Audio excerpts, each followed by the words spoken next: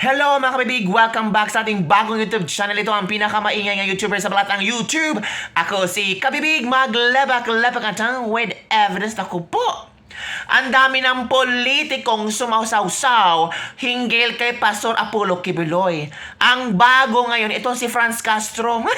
Nakakatawa talaga ang komento ba ni Franz Castro. Bakit? Di ba sabi ni Pastor Apollo Kibuloy na inaakusahan siya na may maraming babae. Pinayaman siya ng Panginoon kaya pinag-aagawan si Pastor Apollo Kibuloy.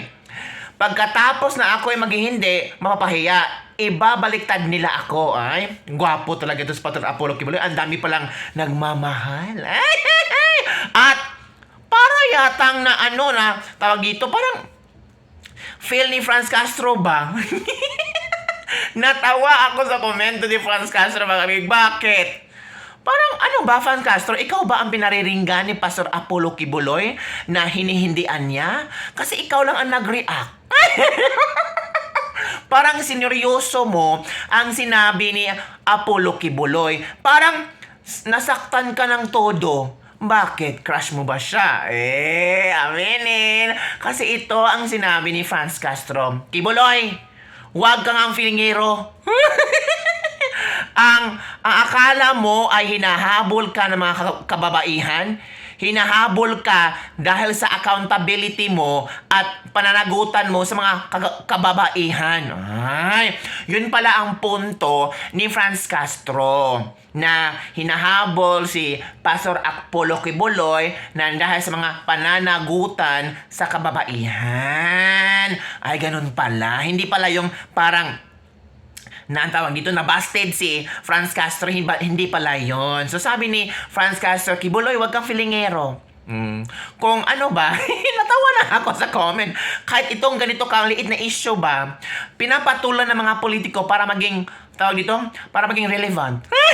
Para mapansin na maraming tao at para pag-usapan. As in, super, talaga, yung ganito ka, walang kwentang issue, pinapatulan nila at nagkaroon sila ng press conference tungkol dito, In fairness talaga, talagang they really give their time and effort para pag-usapan si Pastor Apollo Kibuloy kasama si Brosas. So it means pala, may crush sila kay Apollo Kibuloy. Ay, hindi I'm just joking, di ba? So, we don't know.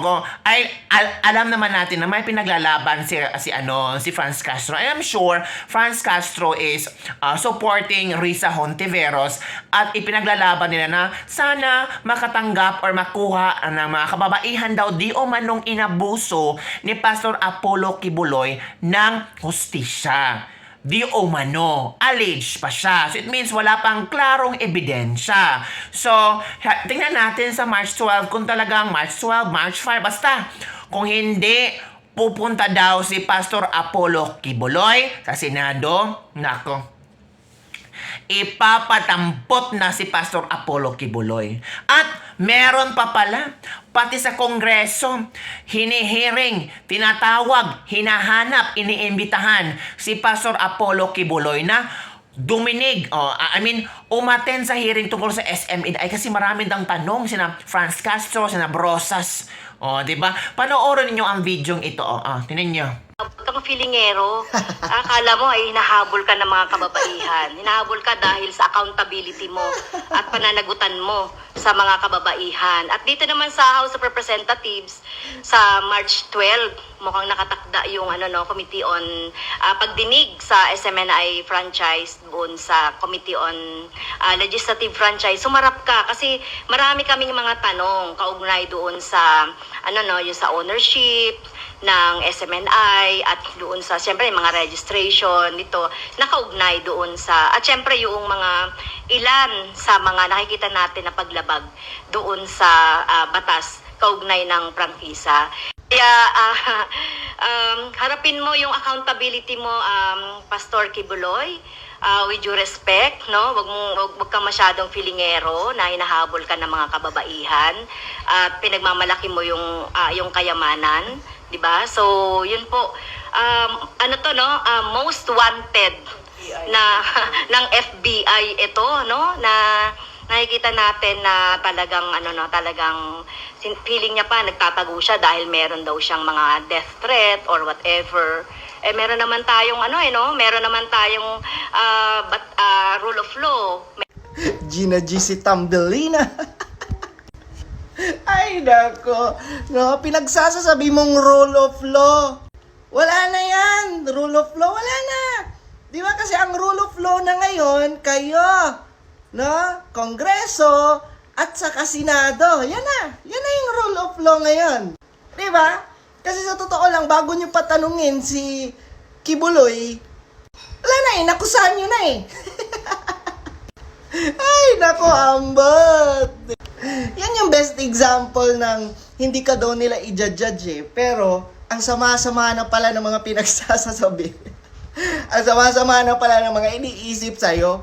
At ito lang mga lods ha, kinapagtataka ko lang talaga. Bakit ang gobyerno na to ay binibigyan ng plataforma? Diba yan sila Franz Castro?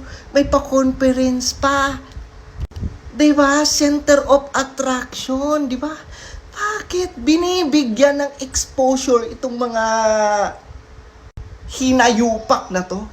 Actually, katabi pa niya sa presko na yon, no, ay si Brosas. Pati si Raul Manuel, binibigyan, di ba? Grabe. So ano to?